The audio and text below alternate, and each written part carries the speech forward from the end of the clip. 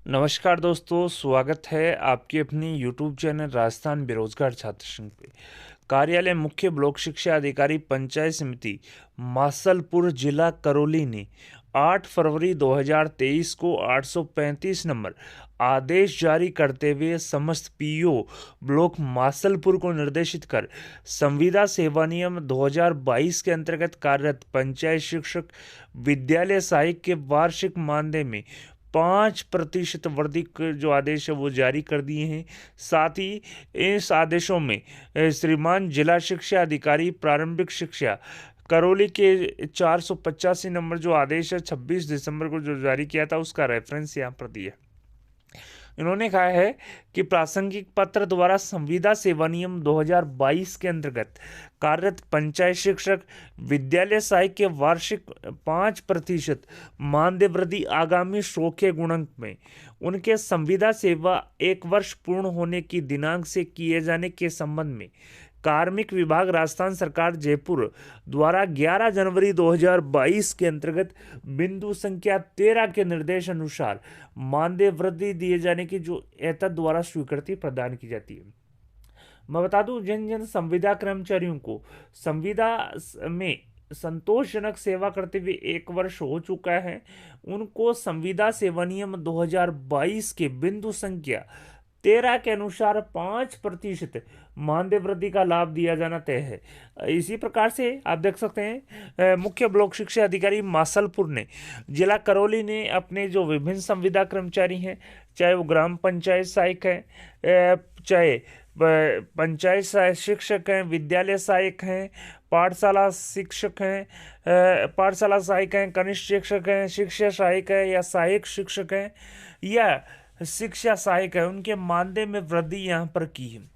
मैं बता दूं, संविदा सेवा पहले आप देख सकते हैं संविदा सेवा नियम 2022 से पूर्व क्या नाम था, संविदा सेवा नियम में क्या नाम था, क्या है। इसी प्रकार से रूल 2022 में मानदेय कितना था और 5% वृद्धि के बाद में मानदेय किया हुआ।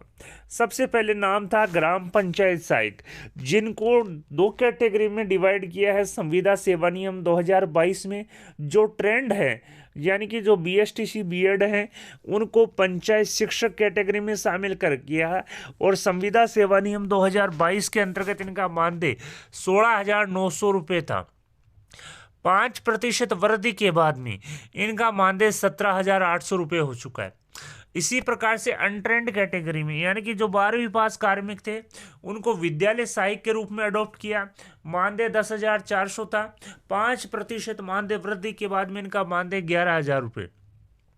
इसी प्रकार से पैरा टीचर में भी 2 कैटेगरी ट्रेंड और अनट्रेंड कैटेगरी यहाँ पर डिवाइड की है। ट्रेंड में कनिष्ठ शिक्षक मानदेय 16,900, 5% वृद्धि के बाद में 17,800। अनट्रेंड में पाठशाला सहायक मानदेय 11,940 रुपये, बढ़ने के बाद में 12,600। वरिष्ठ शिक्षाकर्मी शिक्षा सहायक, वरिष्ठ शिक्षाकर्मी, सामान्य शिक्षाकर्मी और सामान्य शिक्षाकर्मी। वरिष्ठ में शिक्षा सहायक या सहायक शिक्षक मानदेय पहले 22,319 था जो बढ़कर 23,500 हो चुका है। सहायक शिक्षक में मानदेय 16,900 था जो बढ़कर 17,800 हो चुका है और शिक्षा सहायक का मानदेय 14,144 था जो बढ़ के 14,900 रुपये हो चुका है।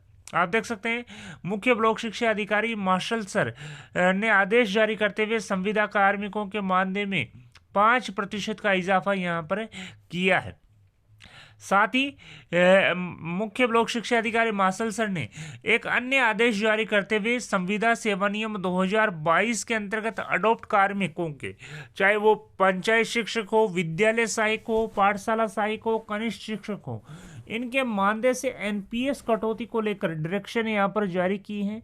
आप देख सकते हैं इन्होंने कहा कि संविदा सेवा नियम 2022 के अंतर्गत कार्यरत पंचायत शिक्षक, विद्यालय सहायक, शिक्षा सहायक, कनिष्ठ शिक्षक, पाठशाला सहायक के मानदेय से NPS कटौती के संबंध में कार्मिक विभाग के अधिसूचना दिनांक 11 जनवरी 2022 के निर्देशानुसार मासिक एकमुश्त संविदा पारिश्रमिक के अधिकतम 10% NPS काटा जाएगा और उस 10% का 50% हिस्सा जो है सरकार द्वारा अभिदाय का हकदार होगा। इसके अनुसार कार्रवाई यहाँ पर करनी है। आप देख सकते हैं।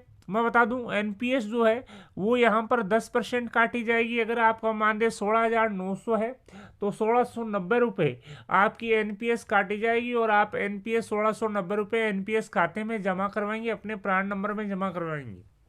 इसके बाद में क्या होता है कि 1690 का 50% यानी कि 845 रुपये है वो आपको सरकार की ओर से पुनर्ग्रहण किए जाएंगे।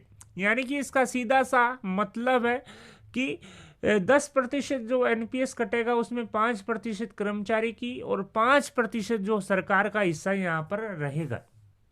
तो आप देख सकते हैं मानदेय में इजाफा यहाँ पर किया है 5%। मानदेय करीब करीब 11,000 रुपये से बढ़ाकर 23,500 रुपये तक कर दिए। यानी कि वरिष्ठ जो शिक्षाकर्मी हैं जिनको शिक्षा सहायक या सहायक शिक्षक बोला गया है उनका मानदेय 23,500 रुपये हो चुका है।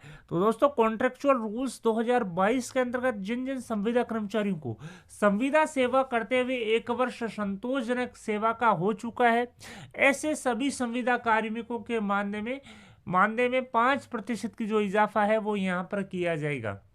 इसी प्रकार से मैं बता दूं संविदा सेवा नियम 2022 में निम्न प्रकार के जो अवकाश हैं वो देय होंगे। आकस्मिक अवकाश में आपको एक कैलेंडर वर्ष में, एक पूरे कैलेंडर वर्ष में आपको 12 छुट्टियां मिलेगी। इसी प्रकार से मेडिकल लीव जो है वो यहाँ पर मिलेगा, 20 मेडिकल लीव आप ले सकते हैं। मेडिकल लीव के दौरान आपको आधा पेमेंट जो है वो यहाँ पर मिलेगा। यदि आप महिला कार्मिक हैं तो आपको 2 बच्चों तक, 2 संतानों तक मातृत्व अवकाश का लाभ देय होगा। इसी प्रकार से संविदा सेवा नियम 2022 में पितृत्व अवकाश का जो लाभ है वो यहाँ पर नहीं दिया जाएगा। इसके अलावा मैं बता दूं संविदा सेवा नियम 2022 में जिन संविदा कर्मचारियों को मेडिकल अवकाश का लाभ लेना है वो यहाँ पर चिकित्सा अधिकारी के प्रमाण पत्र के आधार पर अवकाश ले सकते हैं। और अगर कोई संविदा कर्मचारी किसी वर्ष में मेडिकल अवकाश नहीं लेता है तो वो उसके अकाउंट में एक्यूमुलेट यानी ऐड होते जाएंगे।